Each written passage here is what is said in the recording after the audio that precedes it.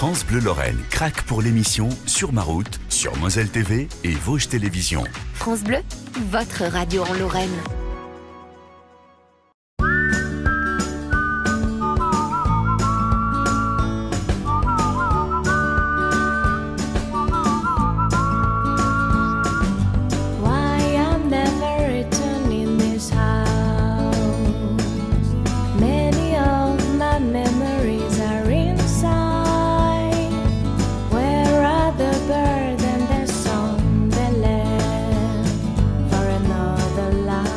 Bienvenue sur ma route. Mon invité cette semaine est un historien et professeur à Sciences Po, Étienne Augry. Par ailleurs auteur, il a notamment écrit une biographie passionnante du général Rondeau, un Lorrain d'origine, un maître des services secrets, médiatisé bien malgré lui au moment de l'affaire Clearstream.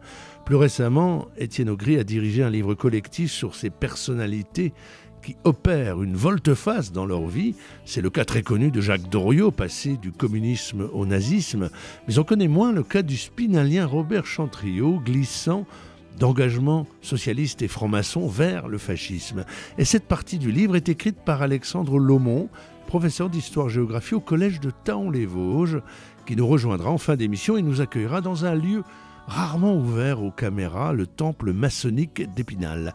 Avant cela, nous serons au lycée Claude Gelée d'Épinal et à Sciences Po à Nancy, où je rejoins tout de suite Étienne Augry. Bonjour mon cher Étienne. Bonjour Vianney, comment vas-tu ? Plaisir de te voir. Premier rendez-vous dans ton émission, on est ici à Sciences Po.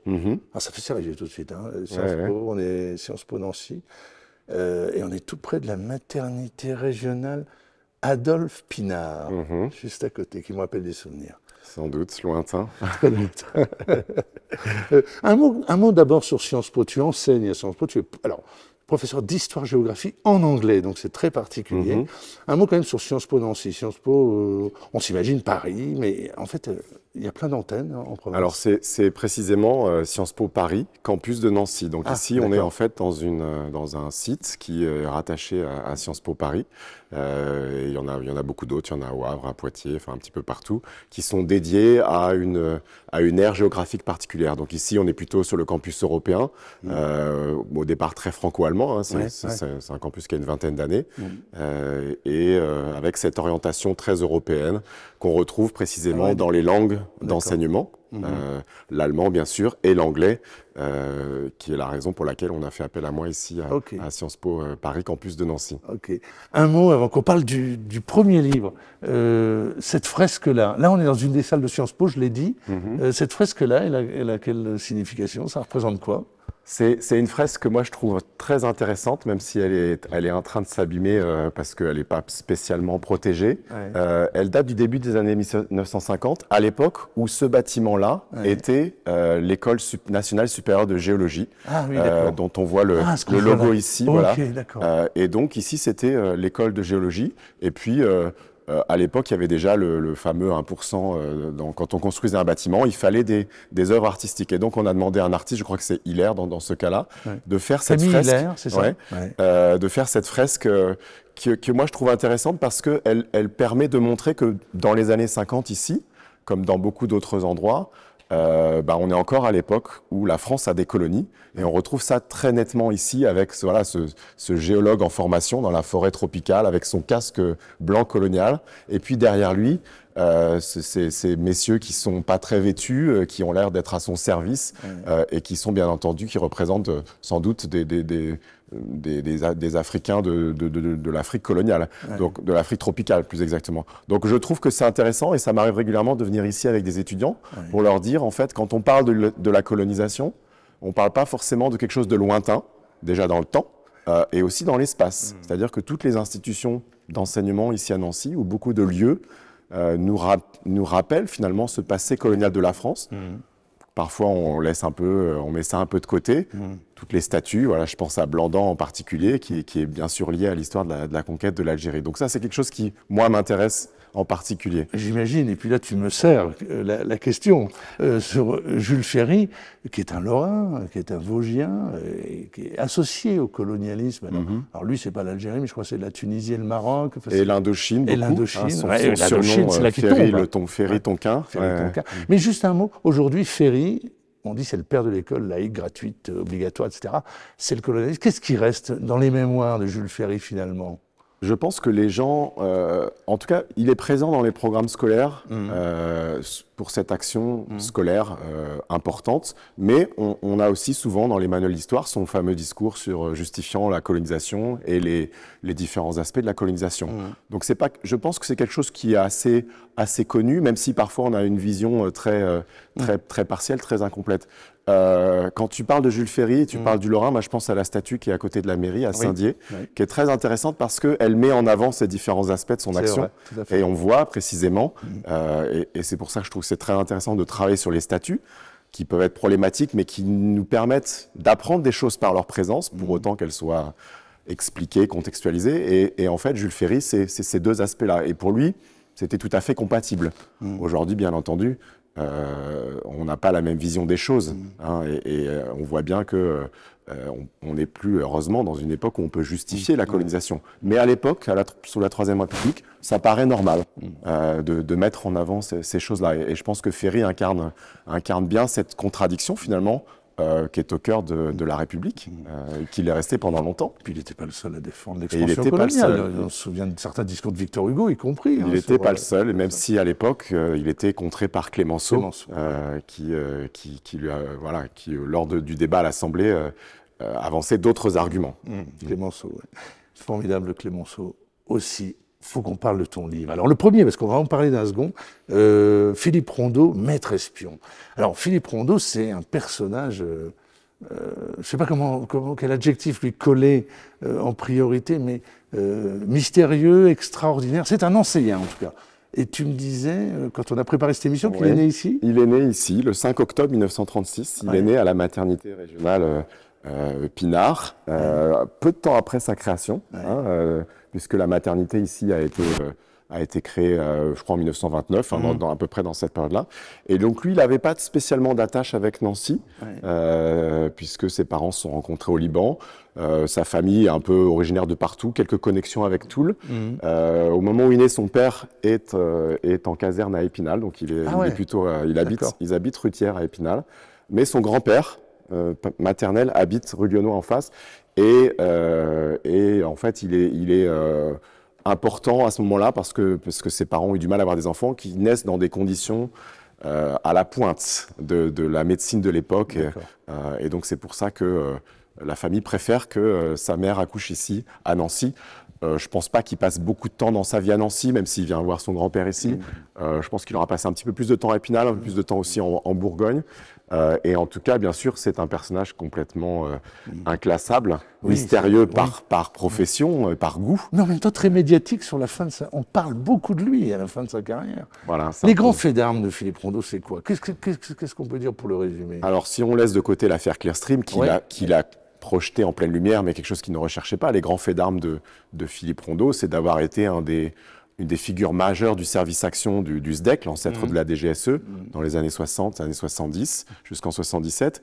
Dans les années 80, il est véritablement un des principaux experts, cette fois-ci pour la DST, l'ancêtre de la DGSI. Donc il est un des rares à avoir servi dans les deux, parce qu'il a été expulsé du SDEC tout simplement. Et donc pour la DST, c'est le spécialiste des questions de terrorisme et de prise d'otages, parce qu'il a une expertise qu'il tient de son père pour tout ce qui est service de renseignement du monde arabe, à la fois au Moyen-Orient, en Syrie en particulier, et aussi en Afrique du Nord avec l'Algérie, avec laquelle il a un lien très, très fort et très important.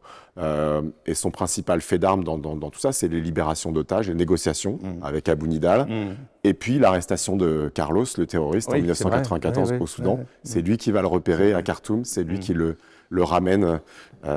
D'aucuns parleront d'un enlèvement, mais en tout cas, c'est lui qui le ramène dans un avion ici en France. Et puis ensuite, tout ce qui est négociation d'otages, je sais pas, Cheno Malbruno par exemple, c'est lui qui va négocier, Florence Omna, voilà, toutes ces histoires-là, la traque des criminels de guerre en ex-Yougoslavie.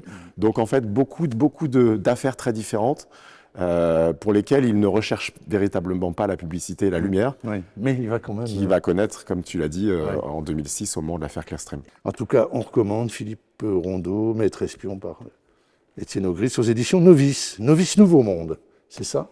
C'est ça, c'est une coédition, Novice et Nouveau Monde. Novice et Nouveau Monde. On fait un saut maintenant à Épinal, Avec plaisir. On va rejoindre ton invité, Alexandre Lomont, mais avant ça, on va faire un petit tour au lycée Claude Gelée. Très bien, c'est parti. On y va ?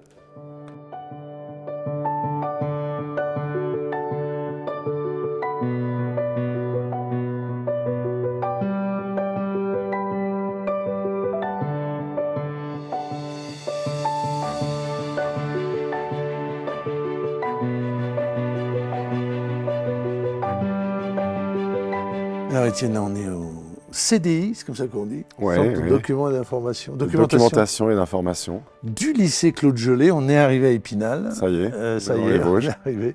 Ça a été, parce que tu as un parcours universitaire, on ne pourra pas revenir sur tout ce parcours universitaire qui va jusqu'à l'agrégation. C'est ça.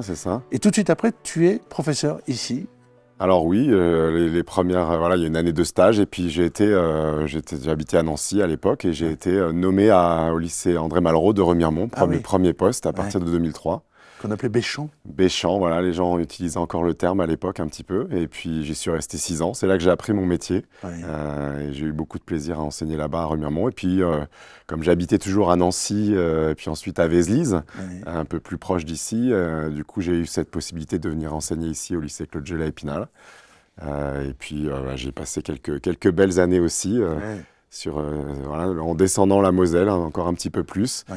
Et puis, c'est là que j'ai commencé à enseigner l'histoire en anglais, ici à ici en anglais déjà.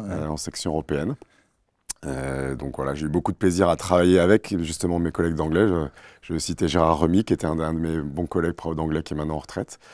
Et puis, je suis pas. En fait, ce qui est intéressant, c'est qu'à chaque fois, je suis parti à regret parce que j'allais vers quelque chose de nouveau et de mieux en termes d'opportunités. Mais je suis jamais parti fâché et certainement pas ici dans les Vosges, à Remiremont, à Épinal. J'étais triste en quelque sorte de partir de ces lieux. Parmi les livres, on a évoqué donc Philippe Rondeau tout à l'heure. On va parler de Changer de camp avec Alexandre. Tout de suite, et puis avec Alexandre après. Un mot quand même sur ce livre, qui est un ouvrage collectif en lutte, carnet de chant. Est-ce que tu peux nous dire un mot sur ce livre auquel tu participes ? C'est ça c'est directement lié à mon travail d'enseignant, c'est-à-dire que avec 3 autres enseignants, Julien Blotière, Véronique Servat, qui sont enseignants en dehors de la région, et Jean-Christophe Diedrich, qui enseigne à Romba, au lycée d'Aubier. Ça fait plus de 10 ans qu'on a un blog qui s'appelle Lise Geobox, sur lesquels on étudie des chansons dans des langues différentes, mais dans des styles différents, pour aborder un aspect du programme d'histoire-géographie. Et à un moment donné, on s'est dit, ça serait bien qu'il y ait un livre. Et donc notre éditeur, les éditions du Détour, nous ont dit, ça serait bien que ça soit des chants de lutte. Et donc il y a une 20aine de chansons, parfois très connues, Bella Ciao, l'Internationale par exemple, la Marseillaise aussi. Et donc on essaie de raconter un peu l'histoire du chant et de montrer comment ce chant a servi dans les luttes sociales en particulier. Et je te soumets la réflexion de Jean-François Kahn que j'ai reçu dans cette émission il y a 2 ou 3 ans, et qui avait animé des émissions, et il disait, mais écoutez toutes les chansons d'avant les guerres, d'après les guerres, vous comprenez beaucoup de choses sur les contextes de l'époque, quoi. Alors peut-être pas si ça ne nous permettait pas de savoir si on allait gagner ou perdre la guerre, mais quand même ça éclaire beaucoup de choses. C'est une très bonne manière pour nous enseignants, c'est une très bonne manière d'apprendre des choses et aussi de toucher les élèves, parce que la musique permet aussi de changer un petit peu de ce qui est habituel et ça permet d'aller avec les élèves dans des directions qu'ils n'ont pas prévues. Alors un mot, évidemment, puis on va en reparler avec Alexandre, Changer de camp. Là, tu es directeur de collection, comme ça, directeur d'ouvrage, pardon. Vous êtes 14 auteurs, y compris toi d'ailleurs qui écris. Oui, on est 12 auteurs et il y a 14 chapitres sur 14 personnalités différentes.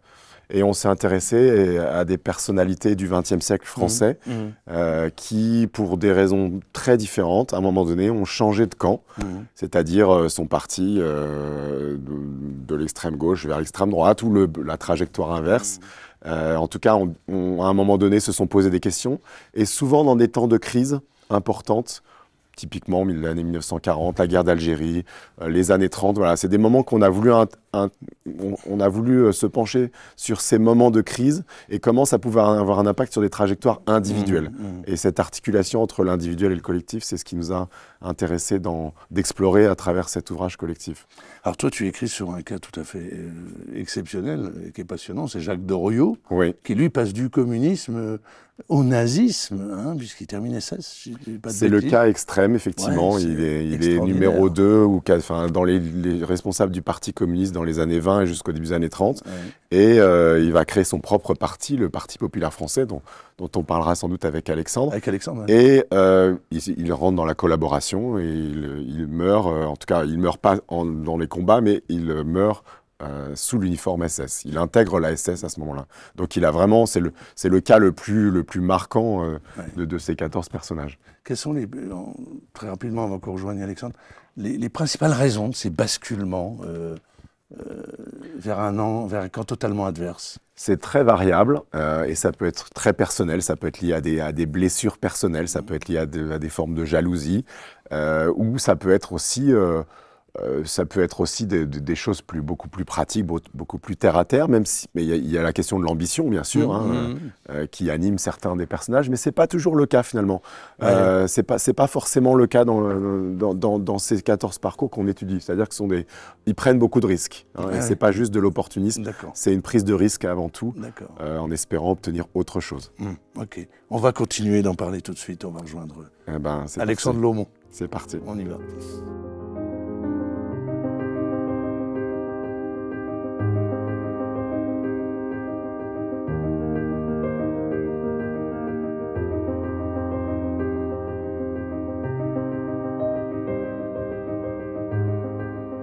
Et voilà, ce cher Alexandre. Bonjour Alexandre, comment vas-tu? Bonjour Lionel. Ça va Alexandre. Salut Étienne.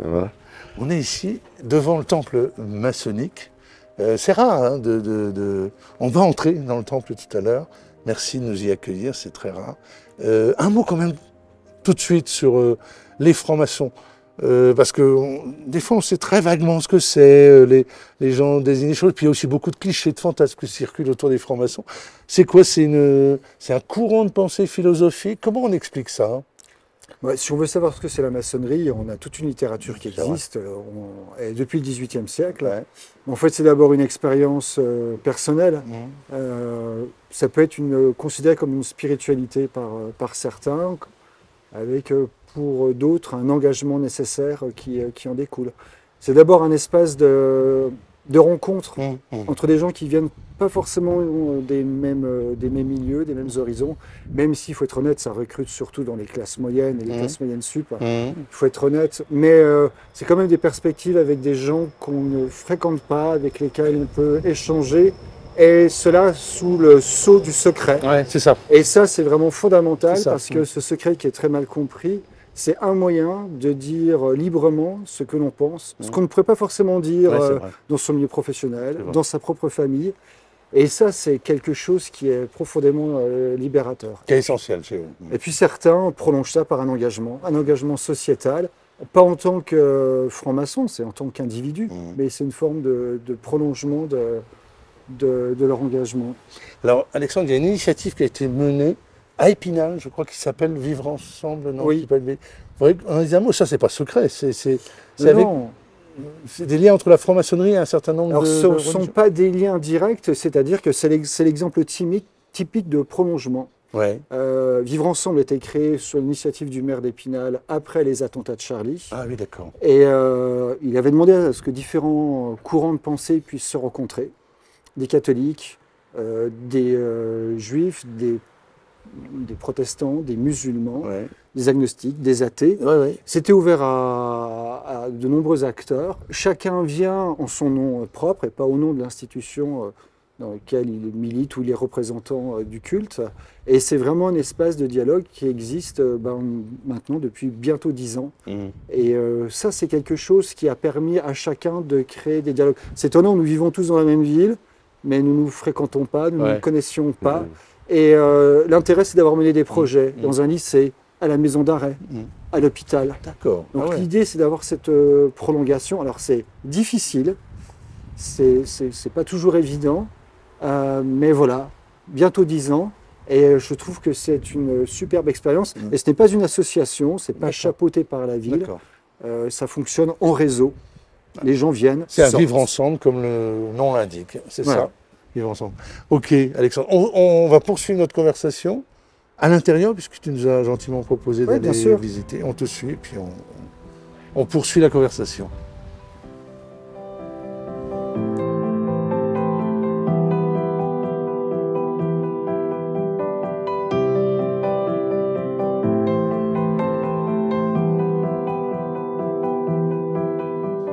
Ah ok, donc là on est dans le temple. C'est magnifique, c'est une belle atmosphère, Alexandre. Alors c'est un temple qui a été rénové au milieu des années 1990, puisqu'en fait le bâtiment date de 1869. Alors, il est dans un état complètement délabré, et donc les membres de la fraternité vosgienne ont décidé de refaire ce bâtiment tel que vous voyez en fait l'intérieur du temple ainsi. Alors le lien, parce qu'on l'a, la bonne liaison, la bonne transition entre ce lieu où on est et le livre dont Étienne nous a déjà un petit peu parlé tout à l'heure avec Doriot, Jacques Doriot. Et toi, tu as donc écrit la partie sur un certain Robert Chambriot, c'est ça? Chantriot, pardon. Oui. Robert Chantriot, qui était franc-maçon à l'origine. Oui. Alors c'est quoi sa bascule à lui? La volte-face de Chantriot, c'est quoi? Je pense que c'est quelqu'un qui est issu d'un milieu ouvrier, qui est ouvrier lui-même, et qui, à la fin des années 30, peut considérer qu'il a eu une très belle carrière. Il est fonctionnaire, il est décoré de la Légion d'honneur en 1936, il préside une association de combattants républicains, il est maçon.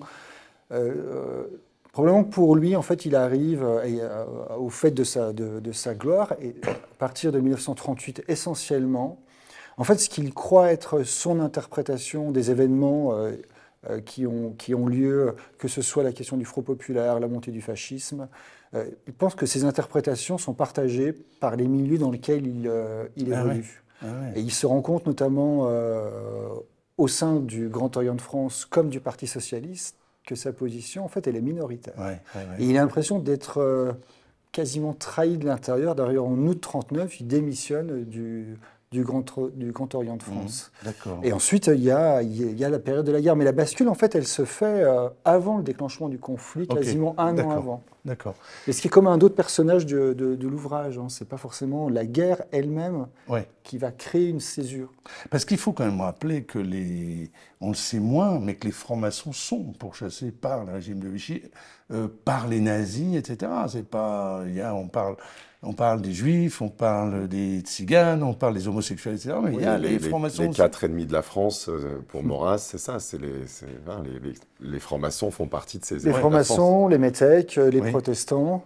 Évidemment, il me manque les juifs, bien sûr. Voilà, ce sont c'est l'anti-France. C'est l'anti-France, c'est ça. C'est l'anti-France, et c'est l'anti-France qui représente aussi la République du Front populaire. Oui, c'est ça aussi. Et c'est ça qui est vraiment intéressant.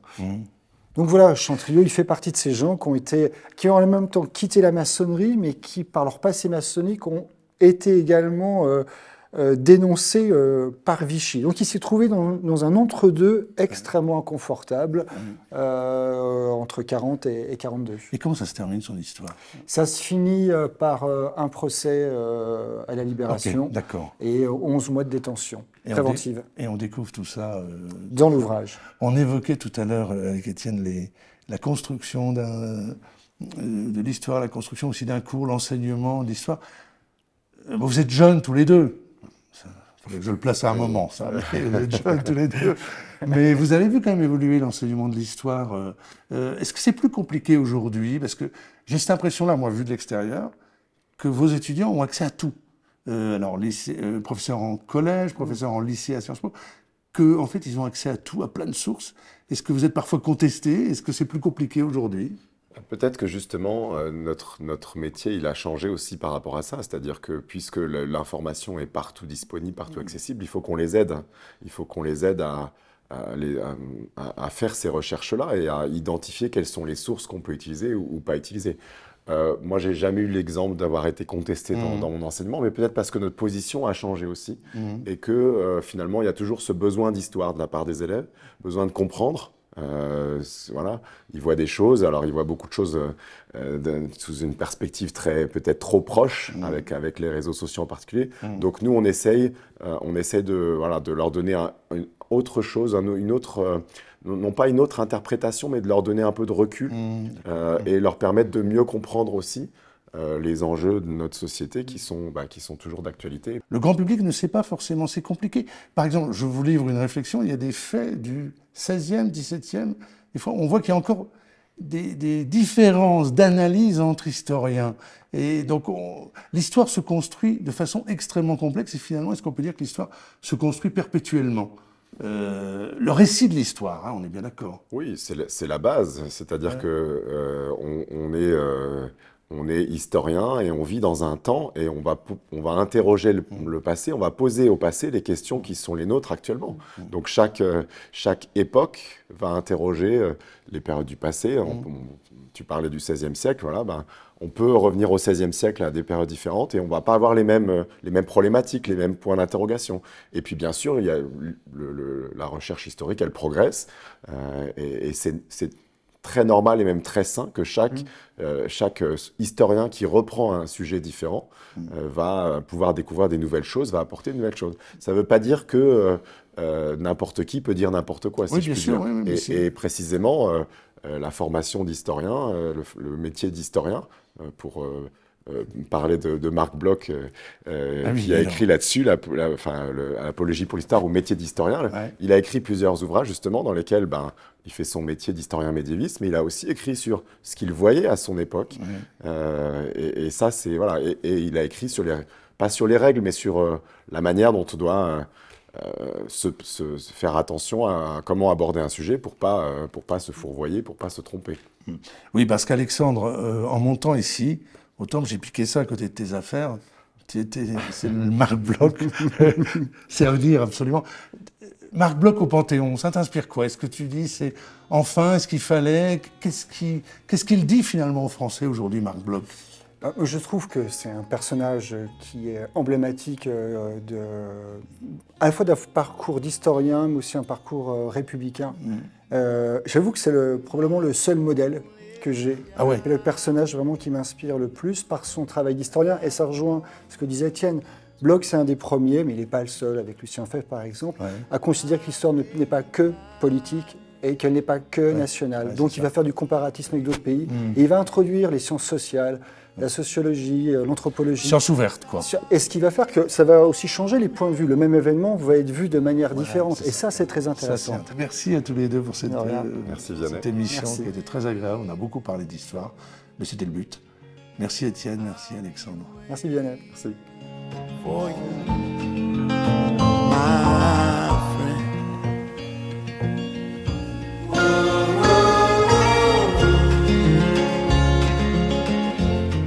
France Bleu Lorraine craque pour l'émission Sur ma route, sur Moselle TV et Vosges Télévisions. France Bleu, votre radio en Lorraine.